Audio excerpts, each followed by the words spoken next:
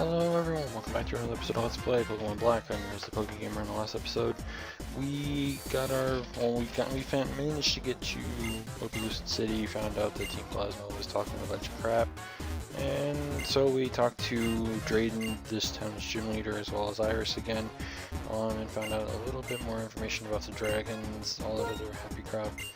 So what we're going to be doing today is going through the houses here, because we kind of went over all the NPCs outside, and then we should be starting on the gym as of today. I don't think that we're going to be getting to the actual gym leader as of today, so it'll probably be sometime maybe close to mid-episode tomorrow. I'm not entirely sure, but yeah, that should be a thing. Anyways, these two, one of them is a former Team Plasma member, and the other one is someone that kind of supports Team Plasma. I find it I kind of find it a little, you know, hilarious, but I mean, whatever. It's no big deal. It's kind of funny that you get the Destiny out here and it doesn't really do anything for you in this generation. It only does something relevant in Generation 6 and on, I'm assuming. I don't think they're really going to change the breeding mechanic from, you know, during like the mid of a generation. It seems kind of stupid to do. That was kind of trippy. It'll probably seem normal for you, but like since I do my voice narration in Camtasia itself, sometimes like it kind of goes like jitters all over the place, and like it's kind of weird. Like I saw that Croc or whatever go back and forth with my character like 5 times before it actually moved the way it was originally going to. So I mean, it's kind of weird. But yeah. Anyways, this place here, I believe it's not just rotation battles. Everything changes up. I could be wrong, of course. But yeah, there are I think like 2 trainers in here that do rotation. Thing is if you're doing this with an emulator, you are going to be expecting quite a bit of lag, because 6 Pokemon out all at the same time, yeah, kind of a thing. Anyways, I figured you might actually stay in with the same stage here, you know, being type advantage, you know. So I just kind of went for the Blizzard to, you know, try and do damage or whatever. And I figured after that, like, nothing could really take the Surf all that well, and I didn't expect them to really switch out, realizing that I had the Blizzard, so I kind of just went for the Surf for that main reason. Here I predicted him to actually go back into Semi-Stage, kind of predicting me to go for the Surf again, and it kind of cost him. So I mean, that's the thing. Throughout this episode, you're going to kind of see that Blizzard doesn't really like me very much, and that'll come a little later down the line. So, something I want to kind of cover, I don't know if anyone's actually checked over or looked over at Serebii hit today. Apparently, Greninja, one of its altered colors for the Smash Brothers games is a red colored Greninja, which is kind of cool, considering the one that you get in X and Y when it's a shiny is like black. So, I mean, it's kind of cool. There's currently like no confirmation as to whether or not we're actually going to see the shiny version of it. It's kind of a shame that we won't see the shiny. Like if we don't see the shiny, it'll be a shame that we won't be seeing it, because it'd be kind of cool to have. Same goes for Charizard. I don't remember if Lucario was actually confirmed as a character or not, because I haven't like looked into any of that really all that much. But I mean, shiny versions of all the Pokemon would be kind of cool as recolors, but I don't think they've ever once really done that. So I mean, I don't know, but it would just be kind of cool. Another thing that I'm kind of wondering is, if Mega Charizard X is the thing, is there any possible way for Mega Charizard Y to be a thing? Because obviously double Mega Evolution. It'd be kind of cool if they did bring back Mewtwo, and they gave Charizard X and then Mewtwo Y, that way they have a Mega that's exclusive to each game. But I mean, I don't know. Everyone wants Mewtwo back, but instead we ended up getting Greninja, which I'm not entirely sad about. I mean, Greninja's kind of a cool character so far from what everyone's seen.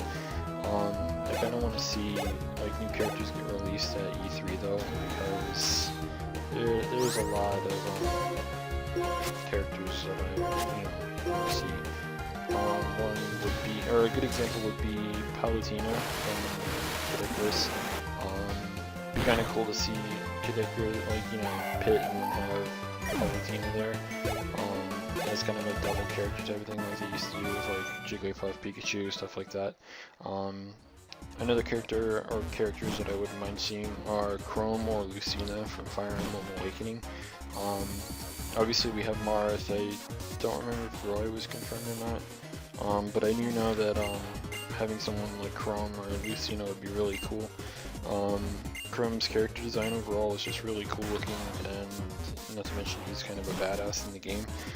Lucina is kind of the same, but it would be kind of cool to add like a recolor that where she has the mask that she has, and she claims to be Marth in the game. So it'd be kind of cool to do that. Plus, it would kind of add some relevance to the other characters that are already there in the form of Marth, at least. So I mean, kind of a thing. But yeah. So I mean, like, I'm sure that anyone at all, can think of like a few characters that they wouldn't mind having. I don't remember if they've already announced whether or not we're getting Ganondorf back. Ganondorf was a cool character as well. And I'm not sure about Mr. Game & Watch. Like I said, I haven't like had any of the newer games since Melee, which means no Brawl, and I haven't obviously had the new game because it's not out yet. But I mean, Game & Watch was always a great character. I enjoyed playing him whenever I had the chance. Pain in the ass to get though. If I remember, we had to get like every other character in the game before you could even hope to get him. And Mewtwo was just a bitch to get. Like, you had to, like, one of the ways I think was to set up a specific, like, no time limit battle or whatever, where you just have, like, two AIs battling each other or something for, like, 24 hours straight, which, as I recall, could actually destroy your GameCube. There was, like, the other way, which was, I think, like, beating everything and getting all of the trophies and all that other shit. And obviously that is very time consuming as well, probably more time consuming than just leaving it on for, you know, 24 hours. But, I mean, it was a major pain in the ass to get me to. I don't even understand why they made it so difficult to get a character that wasn't actually as great as everyone thought he was. The thing is a lot of people want Mewtwo for multiple reasons. One, in a way, since they kind of revealed Charizard and Mega Charizard X, everyone's like, well, why not, you know, re-implement Mewtwo, who was already a character before, and implement a Mega Evolution with him. I mean, everyone wants that. Like, imagine Mewtwo being able to, like, down, I don't know, like, what the down B is. I don't know if that's actually the down smash or not. But, I remember how Zelda used to be able to transform into Sheik. Just, they were both like one character, and it'd be kind of interesting if you could do something like that with like Mewtwo, make it Mega Evolve into Mewtwo-Y, and then make him suddenly a much faster character that can hit decently hard, or hell, even harder than he used to. Of course, then why would you ever want to transform back into the regular Mewtwo? So there would have to be some kind of, you know, bonus to the regular Mewtwo, as well as the fact that you get a boosted, you know, power, as well as boosted speed in the form of like Mewtwo-Y. But I don't know, like, it would be kind of a cool thing to see. But at the same time, I don't really think that it's gonna be ever a thing, because you know, Charizard, everyone likes Charizard. There are a lot of people that actually don't really like Charizard just for the fact that he's loved by everyone. Like, it's kind of like with Pikachu, how Pikachu's kind of hoard out. It's like, oh, well, Pikachu won everything Pokemon related, because, you know, Ash's favorite Pokemon in the first Pokemon was Pikachu. So, I mean, look how kids are always outside screaming. Especially when I record. Like, I was trying to get ready to record earlier, and I understand that, like, you know, she didn't know or whatever. But, like, my mom started, you know, vacuuming, so obviously you hear a loud whenever I'm in the middle of recording, and obviously that's no bueno. And then you have kids outside going, oh my god, I'm a kid, and all this other crap. So I mean, like, it's just convenient that things like that line up. Like, the car just went by, like, they sounded like they were just speeding and doing all that other crap, letting that engine reverse, and for no reason. It's like, okay. I mean, I don't know. This area is special in the, like, SPECHUL format, the, you know, actual special. But, you know, whatever. Not much I can really do about it, I suppose.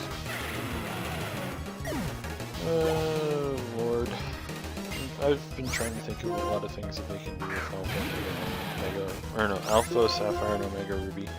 I mean, like, there's a lot that you can still do with it, and a lot of people just, believe it or not, like, from what I've seen, not many people have actually been talking about Alpha, Sapphire, and Omega Ruby, and I'm not entirely sure the reason why. Excuse my chair, it's kind of annoying. But, like, I don't really understand why the talk has seemingly died down when E3's coming up. We pretty much know for a fact that they're going to reveal some kind of information about Alpha Sapphire and Omega Ruby there. And obviously anyone who's kind of anyone can't wait for these remakes, even despite the fact that some people don't like Cohen and Gen 3 and Sea Roots and Tentacles because, you know, Sea Roots, and, you know, Wingles because Sea Roots, things like that, you know. So I mean, despite that, like, it's a new game, there's a chance for move tutors, there's, you know, a new region to see in 3D that we have already been to, so to speak. I'm sure that, you know, like HeartGold, Soul Silver gave a lot of people a new view into the Johto region, not to mention the Kanto region. I mean, we had Kanto on, you know, the Gameboy Advance, which is cool and all, but I mean, at the same time, it wasn't that much of a step up. Excuse me. It wasn't that much of a step up from what we already had. It was just like better graphics, more color, you know, stuff like that. And when it moved up to the DS, it became more.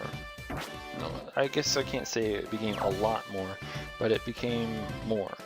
And with, you know, X and Y being the way it is, we haven't gotten a generation that's in a similar form yet. Maybe, I guess it would have been a better idea to, you know, remake something like, I don't know, Yellow, something to be on that nostalgic side, while at the same time being something that everyone wants. I'm sure that everyone can agree that everyone wants a Yellow remake, especially if they somehow include, like a Surfing Pikachu event, so that way you can actually play the real Surfing Pikachu game that was in that. By the way, that was one of the coolest little mini games that they've ever put into a Pokemon game. I don't know why they haven't put like tiny things here and there for things like that. It was just absolutely amazing.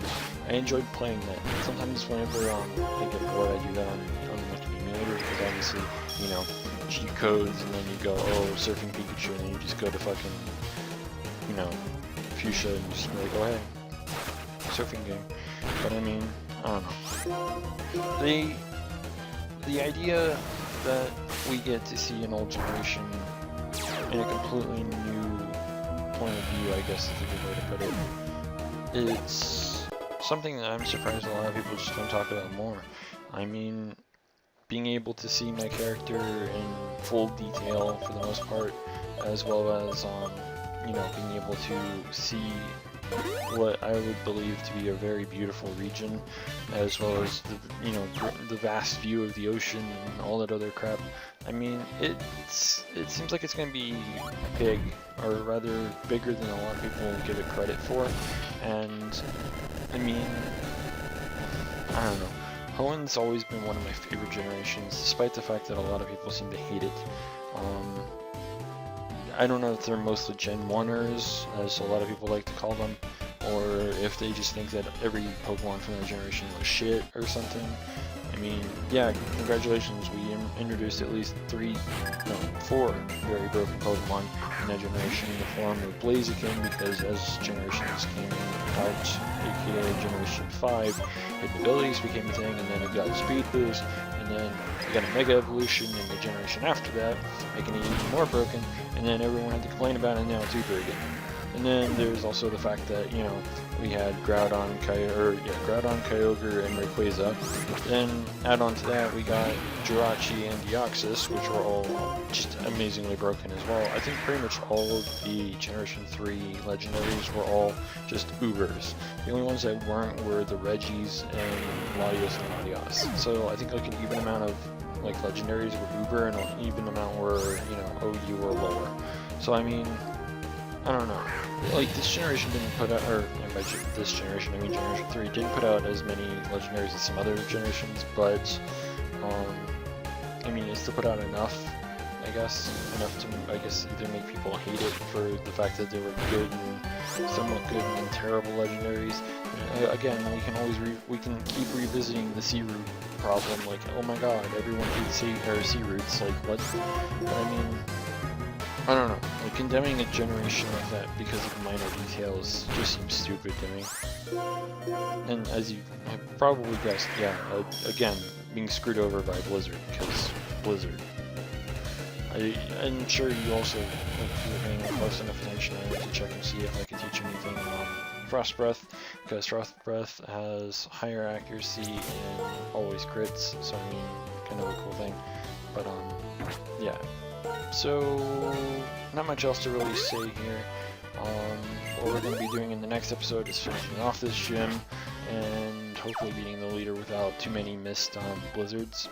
So if you haven't already, don't forget to rate, comment, and subscribe. And until next time, this is the PokeGamer signing out in a few seconds because I kind of need to wait for it to, do its little thing. Anyways, until next time, this is the PokeGamer signing out.